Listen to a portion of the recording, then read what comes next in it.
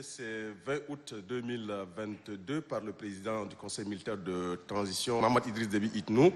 Les travaux du dialogue national inclusif et souverain se poursuivent ici au palais du 15 janvier. Les participants ont examiné le projet de texte portant règlement intérieur soumis à leur intention par le comité d'organisation. Et pour débattre de l'intérêt que révèle cet instrument juridique, nous recevons comme invité Liman Mahamat. Il est rapporteur général du comité d'organisation du dialogue national inclusif et souverain. Bonjour. Bonjour. Oui, bienvenue sur le plateau de l'ONAMA. Vous êtes rapporteur général du comité d'organisation du dialogue national inclusif et souverain. Vous avez eu à soumettre à l'intention des participants le projet de texte portant règlement intérieur. Alors, est-ce que vous pouvez un peu nous parler des grandes articulations de cet instrument juridique qui a été soumis à l'intention des participants à ce dialogue national inclusif et souverain? Merci pour l'invitation. Je voudrais d'emblée dire à propos du règlement intérieur que c'est un instrument juridique que se donnent les partis, que ce soit dans une instance ou dans le cadre d'une organisation, pour leur permettre de pouvoir mieux se gérer.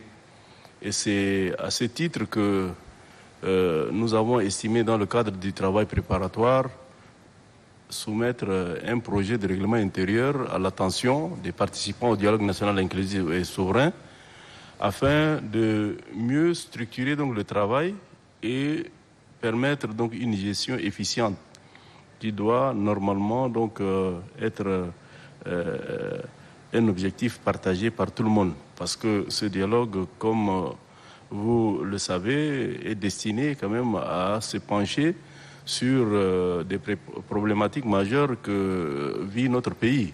Et à partir donc de ce moment, vous ne pouvez pas donc réunir 1500 personnes dans une salle sans pour autant vous donner un instrument juridique qui doit gérer et régir leur gestion. Et c'est à ce titre que ce projet a été initié par le CODNI. Et la démarche qui a conduit donc à l'initiation donc de ce projet de règlement intérieur est également donc une démarche tout à fait particulière. Parce qu'il nous a semblé que sur le fondement de notre mission, il fallait quand même donc recourir à des compétences qui sont qualifiées pour l'élaboration donc de ces genres d'instruments juridiques. C'est à ce titre que nous avons sollicité des compétences pour la plupart des anciens chercheurs du supérieur, élargis à quelques cadres, hauts cadres donc de ce pays qui sont rompus également à cet exercice. Et ils ont eu à quand même rédiger ce projet, donc cet avant-projet donc de règlement intérieur. Et l'avant-projet donc de règlement intérieur a été soumis par la suite à la plénière du CODNI. Et la plénière du CODNI l'a examiné, l'a également amendé.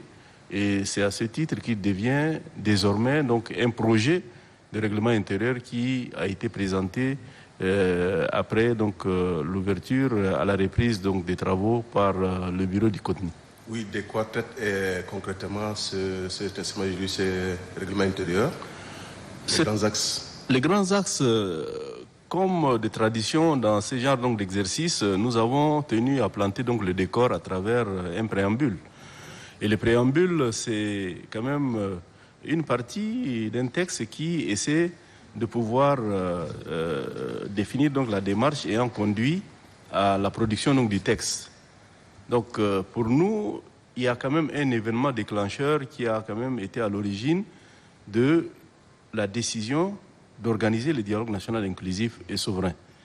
Et à partir donc de ce moment, dans le préambule, nous avons essayé de faire donc la genèse qui démarre bien entendu avec la disparition tragique du maréchal du Tchad et la prise de responsabilités par la hiérarchie militaire suite au renoncement volontaire du président de l'Assemblée nationale d'exercer ses prérogatives constitutionnelles. Et à partir donc de ce moment, l'ordre constitutionnel a été donc rompu. Et il fallait, pour que nous puissions préserver donc la paix, la stabilité et permettre de ne pas quand même plonger le pays dans le chaos, la hiérarchie militaire a estimé devoir mettre en place un conseil militaire de transition.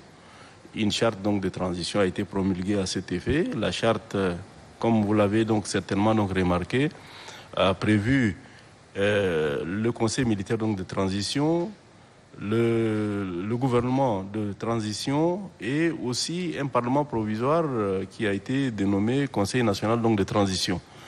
Il y a également donc toutes les articulations possibles qui peuvent être contenues dans une charte pour permettre de pouvoir régir pendant donc cette période transitoire la gestion donc du pays. Et après donc l'adoption, la promulgation plutôt donc de cette charte, il y a eu quand même des annonces qui ont été faites, notamment par le Conseil militaire donc de transition par rapport un peu à la tenue d'un dialogue national inclusif et souverain qui permettrait aux Tchadiens de se retrouver, d'évaluer donc la situation donc du pays et de faire donc des propositions pour permettre donc de pouvoir parvenir à terme au retour à l'ordre constitutionnel. Et nous avons rappelé donc toutes ces étapes et nous avons par la suite, compte tenu du fait que pour y parvenir, un comité d'organisation de ce dialogue national inclusif est prévu, nous avons structuré quand même l'intervention donc de ce comité d'organisation.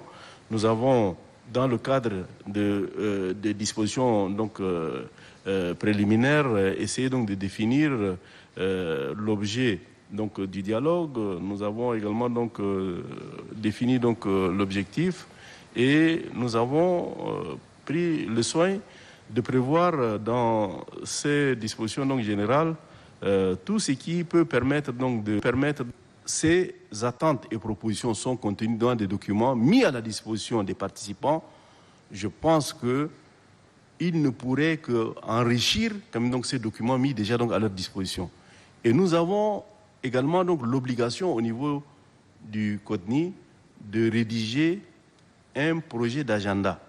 Et ce projet d'agenda, nous l'avons rédigé, nous l'avons structuré et nous avons fait de telle sorte que tout le travail soit contenu dans le temps que nous nous sommes donc fixés pour pouvoir permettre donc de finir le dialogue national inclusif.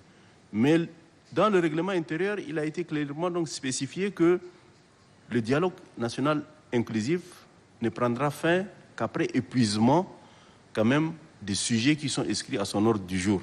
Donc, l'agenda, il n'est qu'indicatif, puisque aucun sujet donc n'est tabou, à partir donc du moment où les Tchadiens, dans le cadre donc de la souveraineté réunis ici, décideront de pouvoir aborder telle ou telle thématique qui n'aurait pas été donc abordée, eh bien, tant que les thématiques identifiées et pour lesquelles on doit quand même donc se prononcer n'aient pas été donc examinées, on ne peut pas donc déjà présager donc de la fin donc de ce dialogue national inclusif.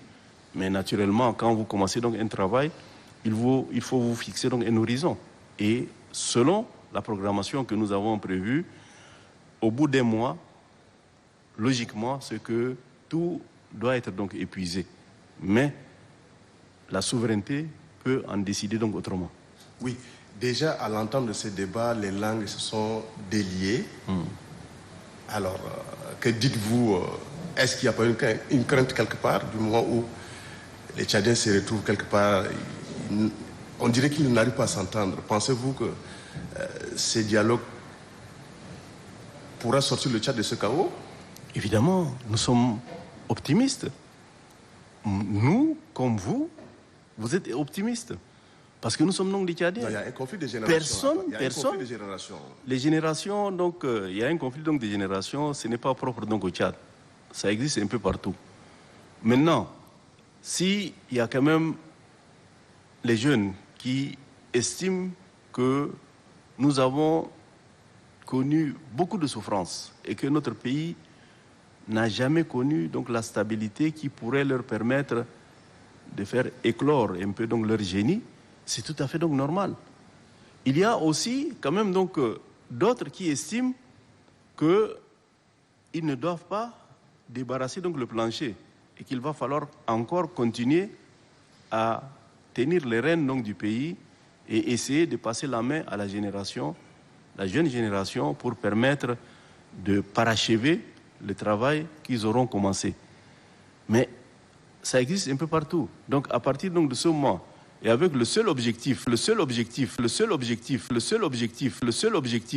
un handicap à la restauration, donc, à la refondation donc, de l'État et à la création donc, des conditions du bien vivre ensemble, qui est une aspiration partagée par tous les Tchadiens. Nous tous renonçons définitivement à l'option de la conquête violente donc, du pouvoir. Je pense que le reste, c'est une question de mise en œuvre de tout ce qui aura été donc bien conçu, et à partir donc de ce moment, on espère.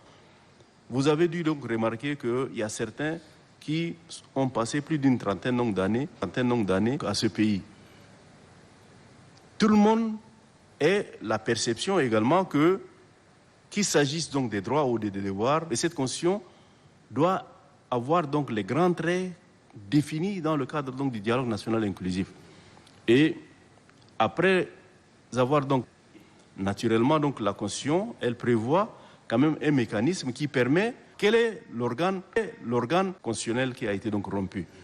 L'autre thématique, c'est celle qui porte sur les droits et les politiques publiques sectorielles. Je vous le rappelais, égalité qui sont dictées par quand même des positionnements politiques. Donc autant donc de questions qui doivent être donc revues, parcourues, pour que chacun puisse se faire une conviction sur les politiques publiques qui sont pratiquées. La nouvelle constitution qui doit être donc écrite. Tout comme à Doha, ici même à l'intérieur, la main reste toujours donc tendue pour que ceux de nos frères qui sont en marge donc du processus puissent nous retrouver et qu'ensemble nous puissions refonder quand même donc l'État et parvenir à pouvoir jeter des perspectives heureuses pour le pays. Donc, le caractère inclusif ne peut pas ne pas être donc reconnu à partir donc du moment où vous avez dans la salle 1500 délégués qui sont issus des différentes composantes nationales, et on aurait souhaité également que les autres puissent se joindre donc à nous, mais les places de ceux-là qui ont choisi de pouvoir se mettre en marge donc du processus sont préservées. Les démarches sont en cours pour les convaincre de se joindre donc aux autres. Et à partir donc du moment où les démarches sont en cours, nous sommes optimistes donc de les voir se joindre donc à tout le reste donc des Tchadiens, afin qu'ensemble nous puissions définir le Tchad donc de demain, parce que c'est un patrimoine commun. Personne ne peut donc être exclu parce qu'il exprime quand même une voix un peu différente de celle que les autres qui ont accepté donc d'être donc dans ce dialogue pensent être donc la meilleure. Oui, peut-être une dernière question, Monsieur le Ministre. Est-ce que vous pouvez nous parler succinctement des différentes thématiques qui seront abordées au cours de ces dialogues nationaux inclusifs, de façon à permettre à nos téléspectateurs d'être préparés sur les différentes résolutions qui seront prises à l'issue de ce dialogue national inclusif et souverain? Évidemment, donc, c'est que pour ce qui concerne donc les thématiques, vous avez dû certainement donc le remarquer, c'est que le CODNI, dans ce travail préparatoire, a identifié un certain nombre donc, de thématiques, dont la première, c'est celle qui a trait à la paix, à la cohésion sociale et à la réconciliation nationale. La seconde porte sur la forme donc de l'État, la Constitution, les réformes institutionnelles et le processus électoral. La troisième thématique porte sur les droits et les libertés fondamentales et notamment leur exercice. La quatrième thématique, c'est les politiques sectorielles qui sont pratiquées depuis 1993 à nos jours, notamment par rapport un peu aux droits fondamentaux que les gouvernants doivent assurer quand même aux populations. Et la cinquième thématique porte sur les questions sociétales. Si l'on prend tout simplement la première thématique, nous courons après donc la paix. Nous connaissons parfois des périodes donc de paix relative, mais le plus souvent, c'est que la hantise donc, des Tchadiens, des populations, c'est que cette paix, qui peut être parfois donc relative, soit rompue, d'avoir la conviction que c'est un pays qui appartient donc à tout le monde et que, en termes donc de droits ou de devoirs, il n'y ait pas quand même donc une pratique inégalitaire. C'est une préoccupation. Et il y a, à terme, par rapport un peu à cette thématique, la réconciliation nationale. Pour se réconcilier, il faut accepter de vivre ensemble. En vous remerciant, nous espérons vous revoir toujours sur ce plateau. Merci. C'est à moi donc de vous remercier pour l'invitation. Et c'est l'occasion pour moi donc de quand même saluer votre implication dans le processus préparatoire et pour la suite dans le cadre du dialogue national inclusif également. Donc nous sommes disposés donc à revenir chaque fois que vous aurez donc à nous solliciter pour participer donc à l'éclairage donc de nos compatriotes par rapport à la mission qui nous est assignée tous, parce que vous également vous participez donc de l'organisation. Merci.